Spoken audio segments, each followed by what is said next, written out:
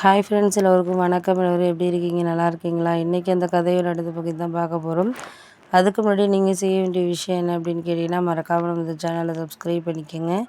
கீழே இருக்க பெல் பட்டனையும் கிளிக் பண்ணுங்கள். அப்போ தான் நான் போடக்கூடிய வீடியோஸ் எல்லாமே உடனுக்குடனே உங்களுக்கு நோட்டிஃபிகேஷன் வரும். ஸோ மறக்காமல் சேனலை சப்ஸ்கிரைப் பண்ணிவிட்டு வீடியோ பாருங்கள் ஃப்ரெண்ட்ஸ். வாங்க நம்ம கதைக்குள்ளே போகலாம். எனக்கு உங்களை எல்லா விஷயத்துலேயும் தெரியும், தெரியாமல் இல்லை. இதுக்கு மேலே நீங்கள் எந்த விஷயத்துலையும் எல்லாருக்கும் வேணும் வேண்டான்னு சொல்லிட்டு நம்ம சொல்லணுங்கிற அவசியம்லாம் கிடையாது.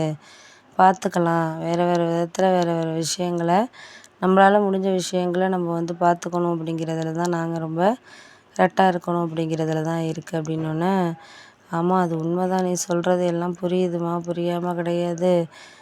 நம்மளுக்கு அவங்க அன்றைக்கி சொன்னாங்க, நான் உங்களுக்காக செய்கிறேங்க, நீங்கள் ஒன்றும் கவலைப்படாதீங்க அப்படின்னு சொல்லிட்டு சொன்னாங்க. ஆனால் இப்போ அவங்க அதை செய்யலைங்கிறப்போ நம்ம அதுக்காக அவங்கக்கிட்ட போய் சண்டையாக போட முடியும் அப்படிங்கிற மாதிரி என் ஒய்ஃபு சொன்னாங்க. சரி விடு, நான் ஏதோ விட்டுட்டு வேலையை பாருமா, நம்ம ஏதாவது வேறு இடத்துல ஹெல்ப்பு கேட்டுக்கலாம், ஹெல்ப்பு கேட்டு பண்ணிக்குவோம், செஞ்சுக்குவோம்.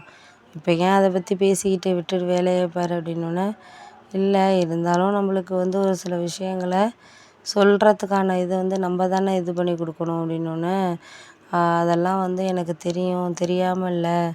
ஒரு சில விதத்தில் ஒரு சில விஷயங்களை நம்ம மனசாரையோ இல்லை மற்றவங்களுக்காகவோ வேணான்னு நம்ம முடிவு பண்ணிடுறோம்.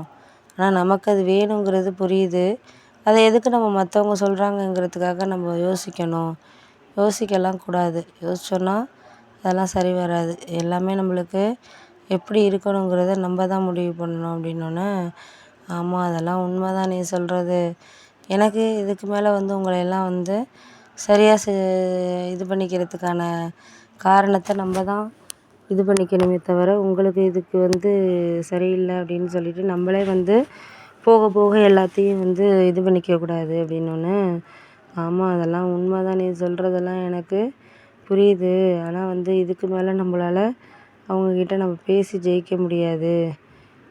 நீ விட்டுட்டு வேலையை பாருமா அப்படின்னோடனே, சரின்னு என் ஒய்ஃபு சொன்னாங்க, நான் வேலைக்கு போகலான்ட்டு இருக்கேங்க அப்படின்னோடனே, ஏன் இப்போ திடீர்னு வேலைக்கு போகிற? என்கிட்ட இப்போ ஒன்றும் வழி இல்லாதனால நீயே தெரிஞ்சுக்கிட்டியா அப்படின்னு என் ஹஸ்பண்ட் ஒரு மாதிரி கேட்டார்.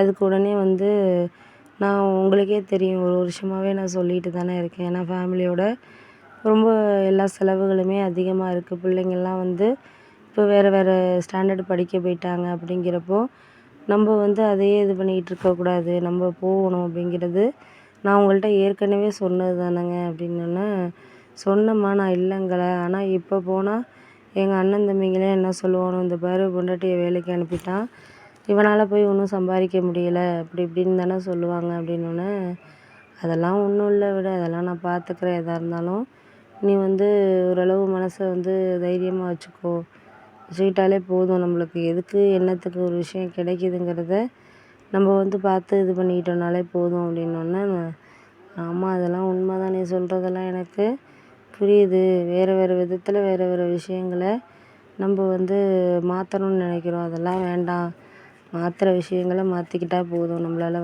அதுக்கு மேலே எந்த விஷயங்களையும் யாருக்காகவும் சரி பண்ணிக்கணுங்கிறது தேவையெல்லாம் கிடையாது. உனக்கே தெரியும். ஏன்னா நம்மளால் போக போக நம்மளுக்கு இன்னும் பொறுப்புகள் அதிகமாக தாங்க இருக்குது. அதனால இப்போயே நான் வாய்ப்புகள் கிடைக்கிறப்பயே ஒரு வேலையில் போயிட்டு நான் ஜாயின் பண்ணிடுறேன். பண்ணிட்டேன்னா அதுக்கப்புறம் என்னால் எது பண்ண முடியுதோ நான் பண்ணிக்கிறேன் அப்படிங்கிற மாதிரி நான் சொல்லிட்டேன்.